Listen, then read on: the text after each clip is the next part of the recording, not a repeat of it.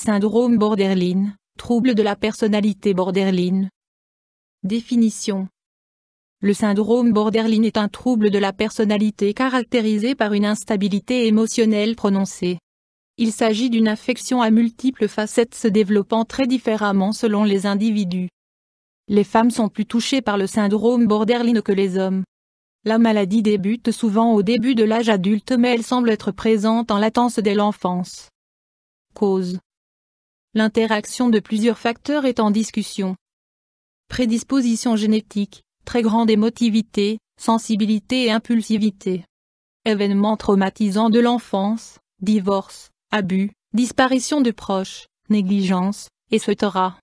Type d'éducation donnée par les parents. Certaines formes d'éducation peuvent favoriser un syndrome borderline en cas de prédisposition.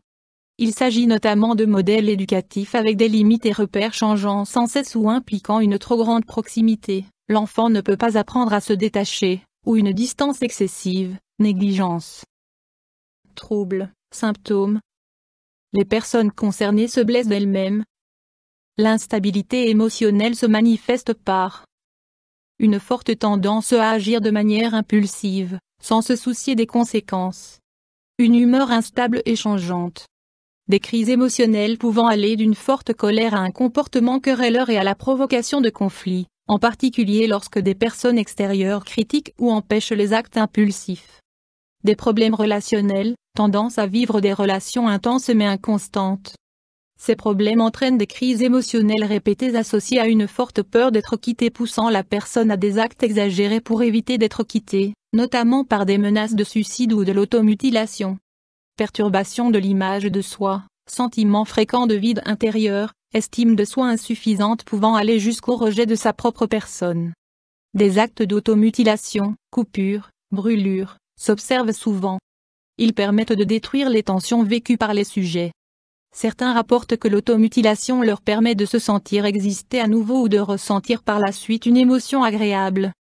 L'abus de drogue et d'autres troubles psychiatriques, dépression, troubles anxieux, troubles alimentaires, sont souvent associés à un trouble borderline.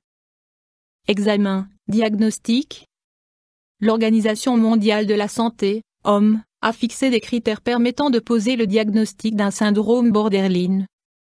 Le sujet doit présenter au moins 3 des points suivants. Tendance nette à agir de façon imprévue, sans se soucier des conséquences. Tendance au conflit ou aux accès de violence, associée à une incapacité de contrôler ses comportements explosifs, en particulier lorsque les actes impulsifs sont critiqués ou empêchés. Humeur inconstante et imprévisible. Perturbation de l'image de soi, des objectifs ainsi que des préférences personnelles, y compris les préférences sexuelles. Tendance à s'engager dans des relations intenses mais souvent instables, généralement suivies de crises émotionnelles, efforts exagérés pour éviter d'être quitté, menaces de suicide répétées ou automutilation. Sentiment persistant de vide. Options thérapeutiques. La confiance envers le thérapeute est importante. Le traitement instauré doit être adapté à la complexité de la maladie. Puisque l'inconstance dans les relations et les comportements querelleurs en cas de critique sont justement les problèmes d'une personne borderline, le risque d'interruption du traitement est important. Pour cette raison, la motivation et une bonne relation patient-thérapeute sont essentielles. Au cours des dernières années, un programme fortement structuré a été élaboré spécialement pour le traitement des patients borderline. Il s'agit de la thérapie dialectique comportementale. Voici les points importants de la thérapie. Apprentissage de méthodes permettant de diminuer les tensions intérieures de façon saine, notamment par le sport ou les techniques de relaxation. Arrêter la consommation de drogue. Création et maintien de relations représentant un soutien, famille, amis. Gestion des situations de crise.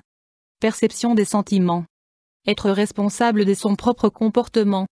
Travail sur les événements traumatisants. Évolution. L'intensité du syndrome diminue avec l'âge, permettant d'atteindre une plus grande stabilité relationnelle et professionnelle. Il n'est pas rare d'observer une tendance à l'automutilation et au comportement suicidaire. YouTube Dr Alabé